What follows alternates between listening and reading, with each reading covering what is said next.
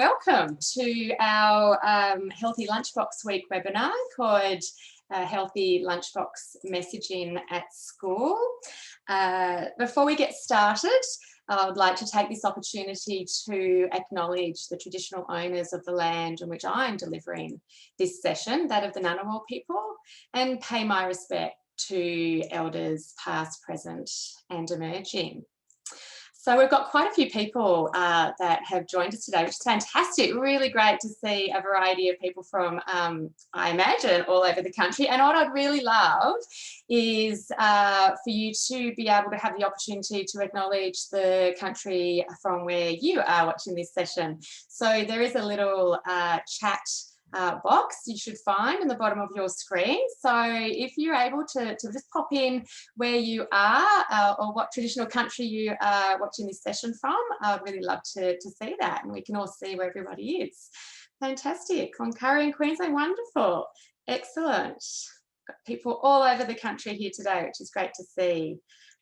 And in Canberra, where I'm actually speaking from here today. A little bit about myself. So my name is Leanne Elliston, and I'm an accredited practicing dietitian and program manager of Nutrition Australia ACT. But more importantly, I'm also a mum of two teenage children now aged 13 and 15. I've worked with schools and a range of school communities over the past 20 years of my career as a dietitian, and also talk to students, parents and teachers about making healthy choices and supporting evidence-based nutrition education in the classroom. So I'm going to be bringing you two perspectives to this webinar, that of a dietitian, all about informing and educating people to make healthy food choices based on evidence and science, and also the voice of a realistic parent whose children by no means eat a completely healthy diet. And over the past few years, I've worked out that I've actually helped to pack, or probably primarily packed, over 4,500 lunch boxes so far in my children's school life, and we're still going. Definitely some fun times in there and some challenging ones, and plenty of lunchbox failures too, so we're only human. So moving on, when we talk about food in schools, without a doubt, the most common issue that's always brought up is canteens and lunchboxes. Well, that's usually where the food in schools resides. When it comes to canteens, they're actually within the realm of school policy and therefore within school control. So particularly government schools, under state government direction, they can dictate what school canteens are allowed to put in their menus and therefore purchased by the students. And that makes sense because while schools are educating basic nutrition principles as part of the health and PE curriculum, they need to set a good example by ensuring that the food they offer actually meets nutritional needs of children.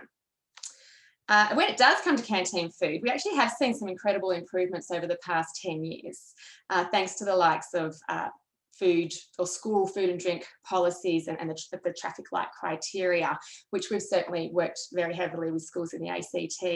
And across Australia, we've seen some great improvements. But we're not here to talk about canteens, we're here to talk about lunchboxes. And lunchboxes are a completely different matter. So, the good old school lunchbox. It's an integral part of school life.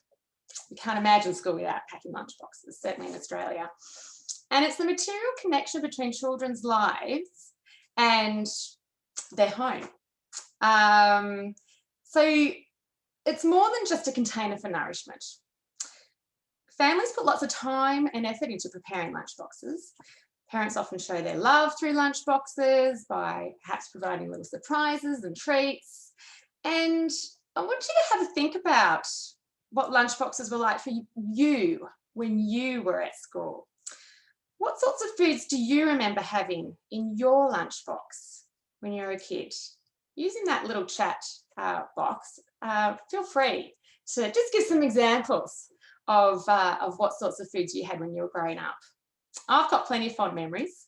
of finding the odd surprise in my lunchbox, or waiting in anticipation for recess or lunch to hurry up so I could hook into some of my lunchbox treats, which I knew were just there waiting for me. But that treat, it could have been a container of grapes, it could have been a lovely fresh peach or an apple, it might have even been a little packet of crisps. Regardless, it was food that I enjoyed, and I was certainly never, it was never commented on what my lunchbox food, what my lunchbox contained, and was definitely not judged. But then back then, we're talking about the 80s, childhood obesity levels were not really the significant problem that we see today. If anything, it was just beginning to emerge.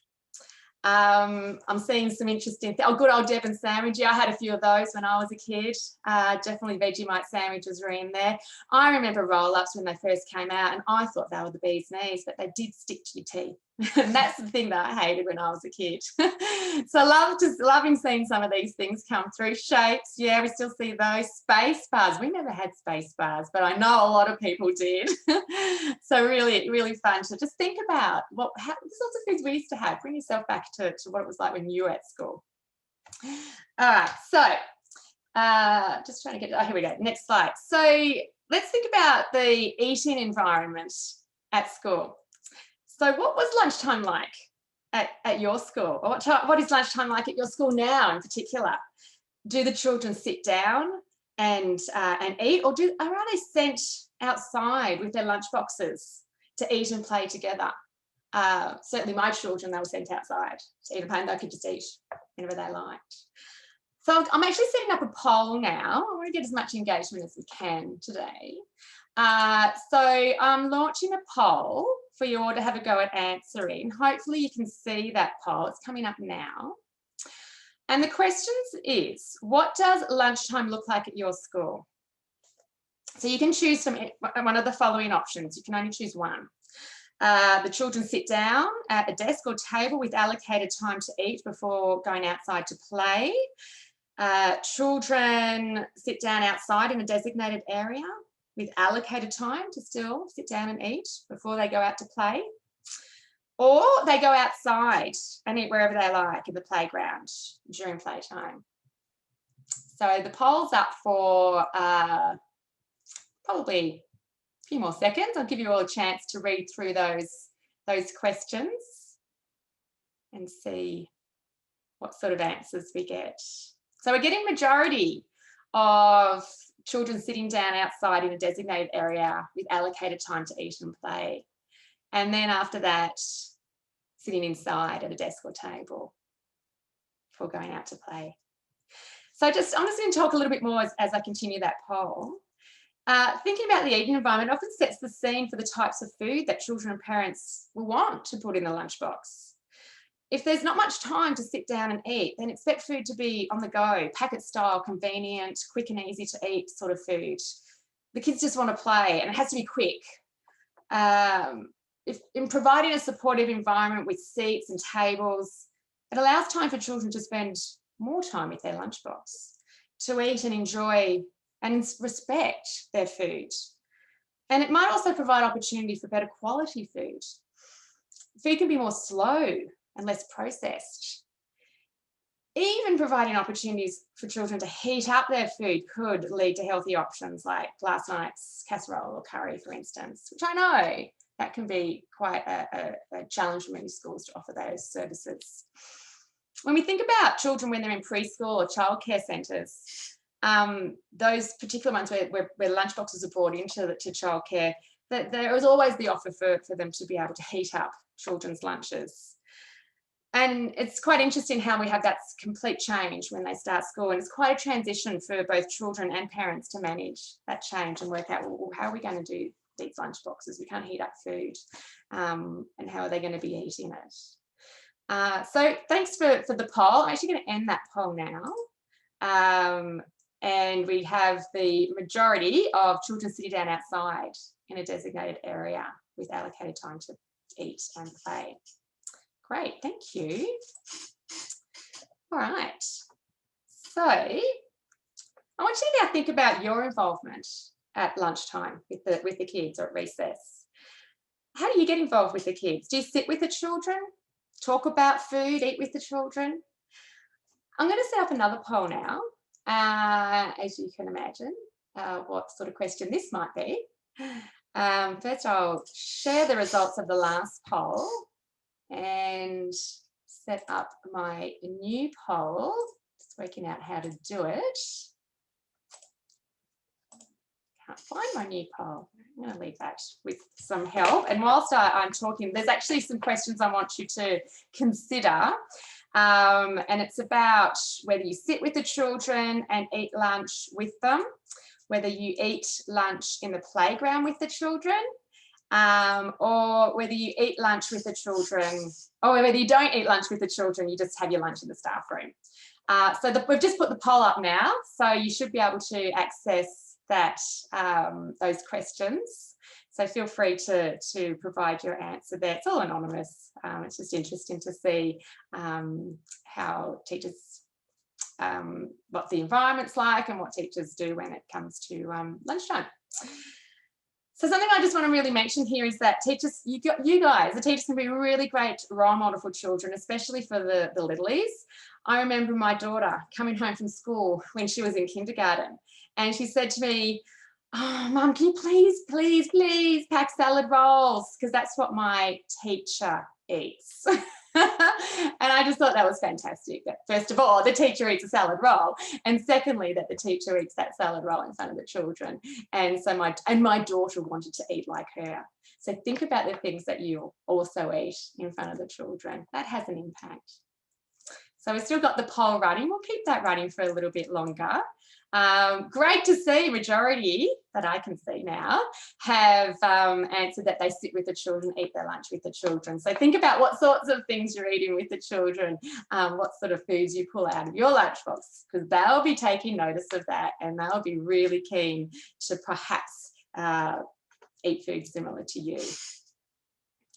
Actually, there's also quite a few. Oh, now we've got I don't eat. Oh, it's neck and neck. That many of you also eat in the staff room, and I completely understand you need your time out from the children. So fantastic. Thank you for that. I'm going to end that poll now, and we'll share those results so you can see it ended up being most of you eating lunch in the staff room. Understandably, of course. All right, so let's think about the factors considering or affecting the lunchbox contents. Think about the home environment, what motivates parents to pack certain foods in their lunchbox. So let's see. So time. Most of us don't have time, really, to labour over fancy lunchboxes every day. You've got to be fairly organised. And if you don't have time, it's just a matter of throwing things in lunchbox quick to get the kids out the door and to school in time. Then, of course, there's children's preferences. Most parents, they know what their children should eat. They also know what their children will eat. And it's often a compromise between the two. And none of us like food wastage. So there's a big thing there that we think about. Then there's food availability.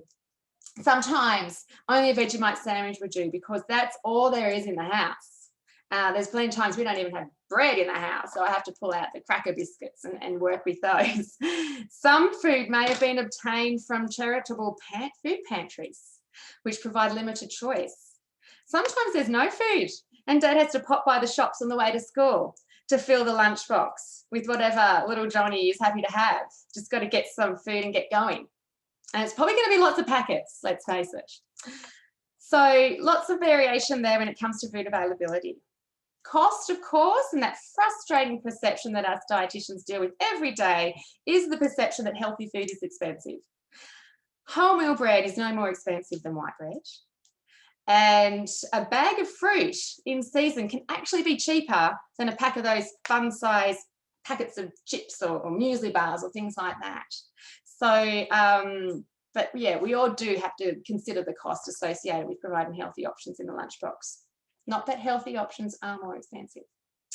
Food safety, so will the food last through the early morning heat and stay safe in the lunchbox? Have we got the right sort of lunchbox to accommodate certain particularly higher risk foods? And then there's also school rules. such as, you know, valid rules, such as some schools are completely nut free. So trying to remember when you get those muesli bars or you make those lovely slices or muffins or something, make sure they don't have the ones with the nuts in them.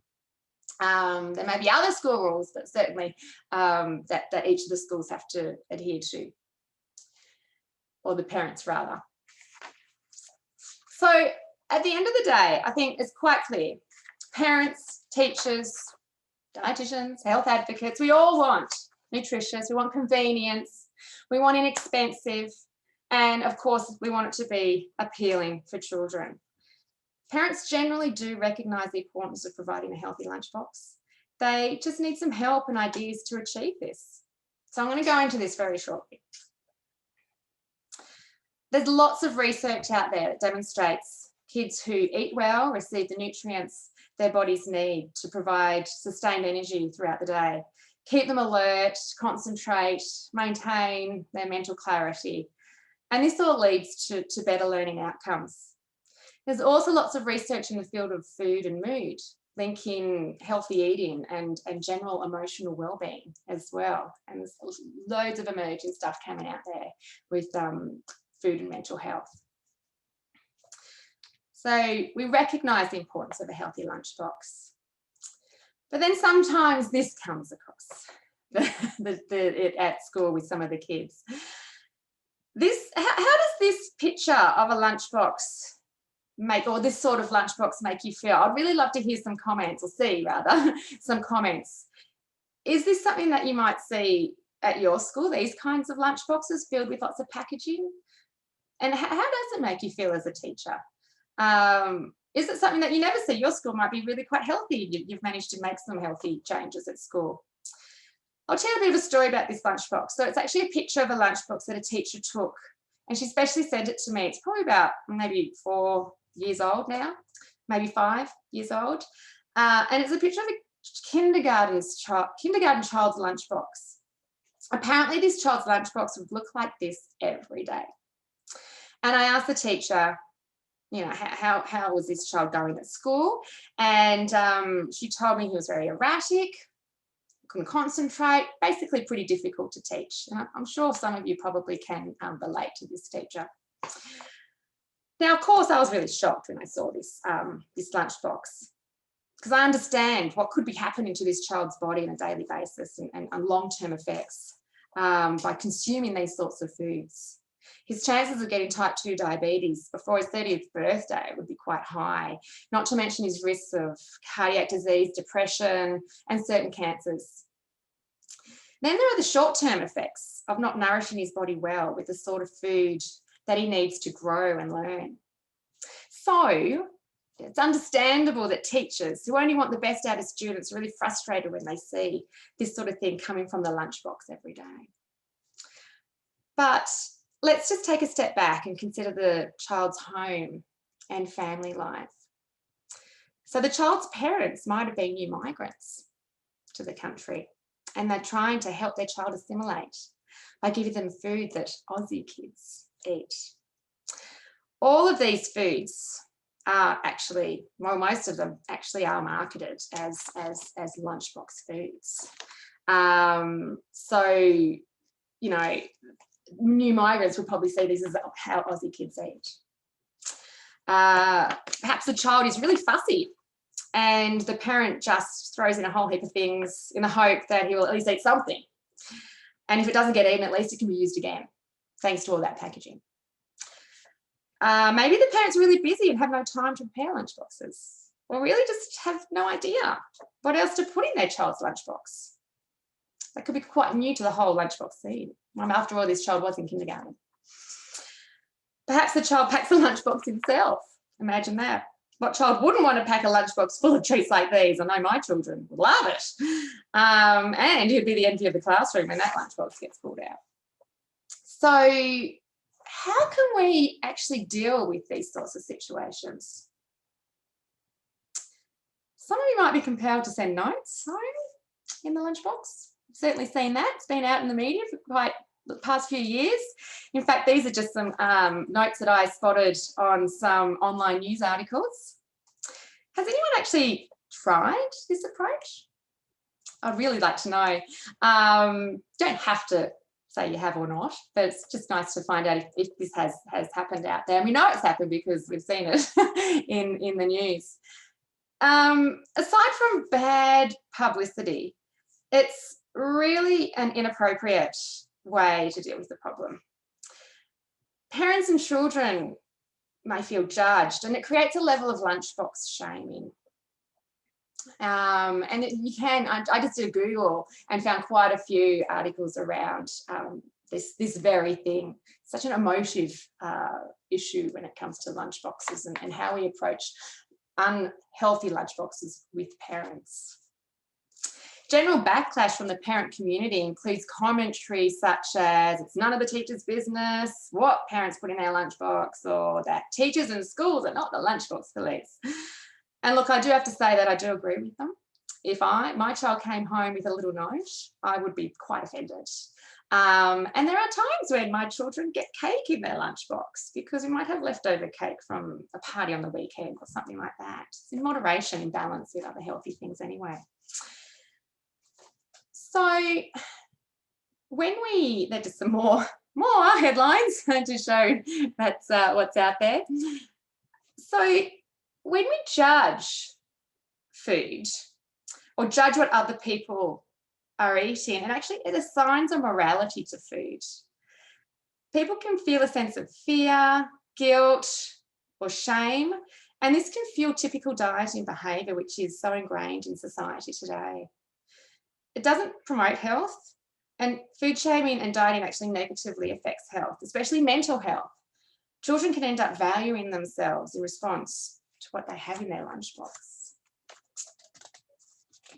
So, whilst we will have an opinion on how we feel about that lunchbox, how we express that opinion we have to be very careful.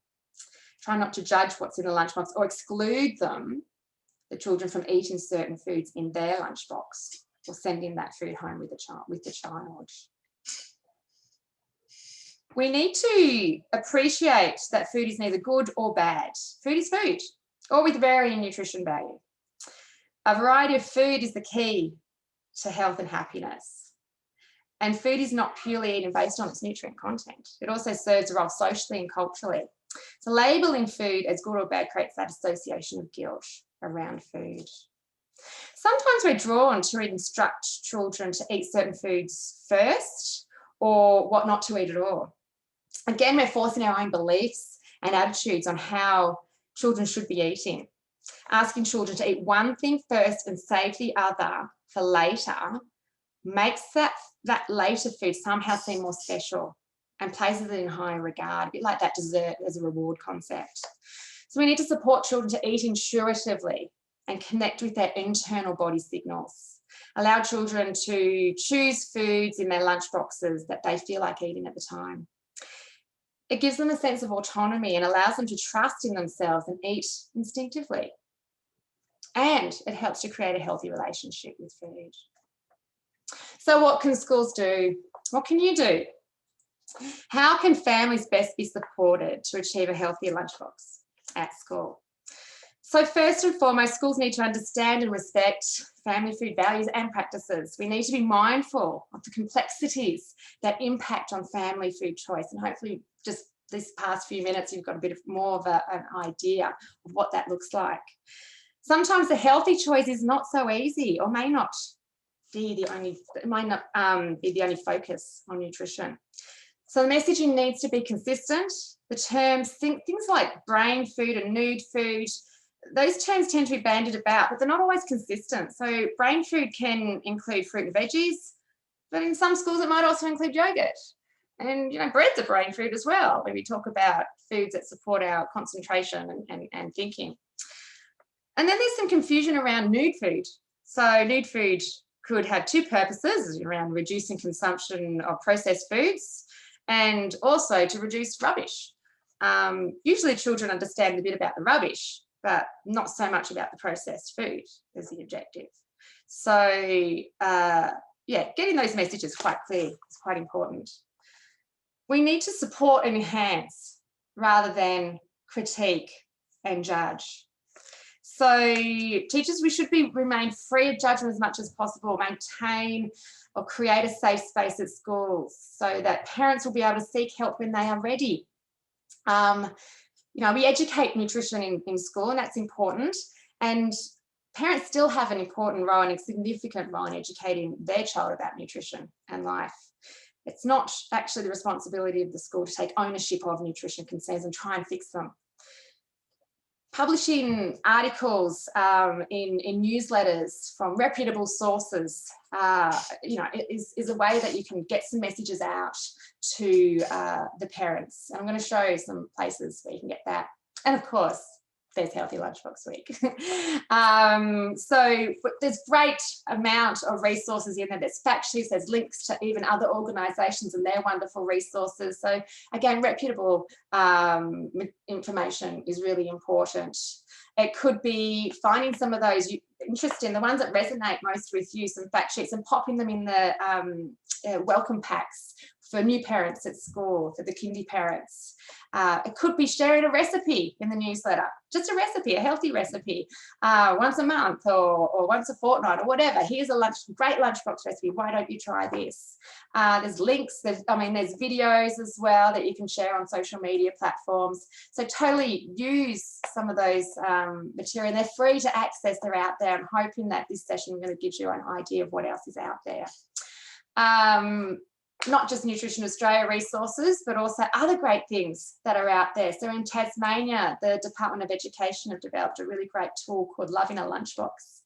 And that's where it brings to life information from lots of resources by creating an expo of engaging demonstration and tangible displays and little taste tests and things like that.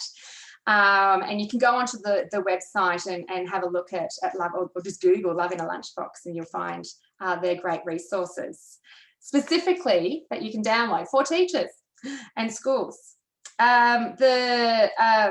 The Victorian Association of, I can't remember, the VACCHO, have developed this wonderful resource called Healthy Deadly Lunchboxes, culturally sensitive resource developed for Aboriginal and Torres Strait Islander families. Really great pictorial lunchbox ideas and lots of practical lunchbox combinations, useful for everyone, actually. There's multilingual resources. So Fresh Taste here in the ACT Health have actually developed some translated resources in 22 different languages. Because quite often some of the material that we provide, the parents can't always read or understand it very well. So putting that into their language is really, really important. So use some of those, access those resources. There's also the likes of the Cancer Council, and they've developed a website called healthylunchbox.com.au with some really fantastic interactive tools in there that kids can even have a go at doing, and sharing that with families to do in their own time. Schooling, the Swap It program as well, which is a Hunter, New England local area health district project, is quite new, and that's just come out this year. So teachers can actually register to access more information. Then there's a fantastic resource called Schooling Food. It's an online exhibition that showcases data and findings from an Australian Research Council project led by researchers at Monash University. It brings stories from real family dinner tables and lunchboxes to life. And this exhibition provides a window into the food lives of families. I really encourage teachers to explore this project, or what they have online, and the findings, because it sheds light on a range of home situations and reasons behind family food choices. It also helps guide approaches on how we as teachers or health advocates should provide info. You know, whilst we all have good intentions, sometimes we just don't quite get it right, and we can actually do some more harm than good. So you know, getting around some of this information and exploring it and seeing what's already done, the great research behind it, really helps. And finally, I just want to bring to attention before we finish up, I realise we're just about at the end point now. It's a bit of a parting thought, I suppose. there's lots of research, growing amount of research shows that school-wide free lunches lead to better academic and health outcomes. And it's certainly been a topic that has been discussed in circles in school nutrition, with education departments, and other dietitians like myself that work in this space. A recent study comparing eating behaviours of children in Australia to England actually found that provision of a school lunch meal compared to a packed lunch from home can be more supportive of children's vegetable intake. Other studies have found, or in the US, have found that students offered daily healthy lunch scored higher rates or scored higher levels on their state tests. But understandably, the vast majority of Australian schools are nowhere near equipped to provide school lunches to children on that sort of scale. And for many of us, it really is just a pipeline dream, but still a dream, not to lose sight of. There are, in fact, some small-scale projects underway in schools across Australia right now that are looking into this approach of managing school lunchboxes. And it's certainly going to help mitigate social inequalities in dietary intake at school by ensuring all children receive nourishing food in a fair and equitable way that will help the children to reach their full learning potential. So it's something I just want to sort of sow the seed and think about. Maybe that is something, maybe there is that opportunity in the future, and it's really worth watching this space as we see some of these pilot projects get rolled out and see what sort of results they can come back with. I'd love to find out what others think about that as well, and what your opinion might be around school lunches and providing lunches for all children. So finally, just want to say thank you so much for taking part in this webinar. You do have opportunity to ask some questions, and please do enter your questions and we will seek to answer those. And if you do have any or want any more advice or support or information, do get in touch with us. So at Nutrition Australia, you simply visit the website and you can click on the contact tab to connect with the NA office in your state. You can also become a member and stay in the loop with nutrition education activities in the community, and not to mention support charity, which we are, to continue our mission in inspiring healthy eating for all Australians. So thanks again, and I wish you well, and I hope that you've got some useful pearls of information from this session, and do provide some feedback afterwards. Thank you.